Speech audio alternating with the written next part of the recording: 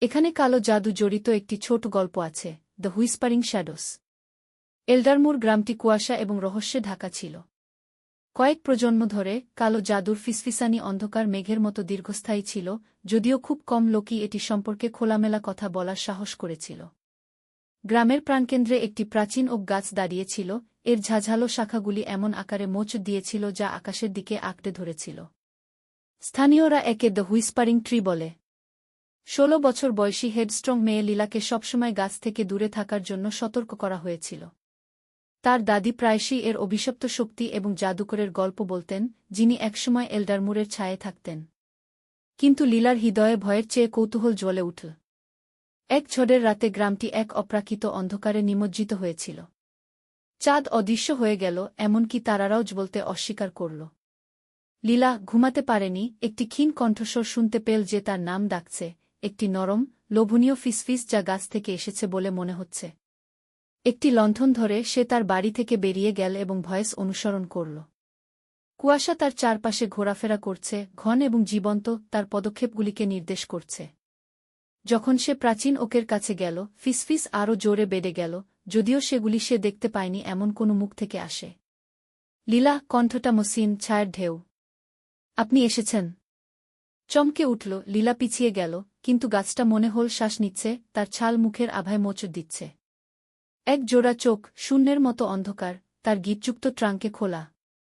তুমি কে? লীলা জিজ্ঞেস করল, ওর গলা কাঁপছে। আমি ক্ষমতার রক্ষক, গাছ উত্তর দিল। যাকে তোমার লোকেরা ভয় করত। তারা আমাকে এখানে কবর দিয়েছিল, ভেবেছিল তারা আমাকে চুপ করতে পারে। কিন্তু তুমি আলাদা। ফিসফিসরা তাকে এমন জিনিসগুলির প্রতিশ্রুতি দিয়েছিল যেগুলির সে কেবল স্বপ্ন দেখেছিল, শক্তি, জ্ঞান, জাগতিক জীবন থেকে মুক্তি, যা তাকে এল্ডারমুরে অপেক্ষা করেছিল। তাকে যা করতে হয়েছিল তা হল গাছের উপহার, এটির অভিশাপ, এবং এটি তাকে যা চাইবে তা প্রদান করবে। লীলা ইতস্তত করে। সে তার দাদির গল্প, সেই জাদুকরের কথা ভেবেছিল যে একবার কালো জাদু করেছিল এবং গ্রামে ধ্বংস এনেছিল। তবুও তার কৌতূহল তার সতর্কতাকে কাটিয়ে উঠল। আমাকে কি করতে হবে? তিনি জিজ্ঞাসা। গাছটি হেসে উঠল, একটি ফাঁপা, হাত ঠান্ডা হাসি। রক্ত আমাদের আবদ্ধ করে। আপনার রক্ত স্বেচ্ছায় দেওয়া হয়েছে। কাপা হাতে লীলা তার বেল্ট থেকে একটি ছোট ছুরি বের করে তার হাতের তালুতে একটি অগভীর কাঁটা তৈরি করে। ক্রিমসন ফোটা গাছের শিকড়ে পড়েছিল, যা শিরার মতো স্পন্দিত হয়েছিল। অন্ধকার শক্তির একটি ভিত তার মধ্যে দিয়ে উঠল, এবং সে অনুভব করল তার আত্মা হুইসপারিং ট্রির প্রাচীন শক্তির সাথে জড়িত। রাতারাতি লীলা মানুষের চেয়েও বেশি কিছু হয়ে গেল।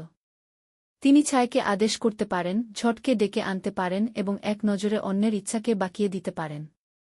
কিন্তু খরচ ছিল খাড়া। ফিসফিস কখনো থামেনি। তারা তার মন পূর্ণ করে, তাকে তার নতুন পাওয়া ক্ষমতাগুলিকে আরও গাঢ় এবং অন্ধকার উপায়ে ব্যবহার করার আহ্বান জানা।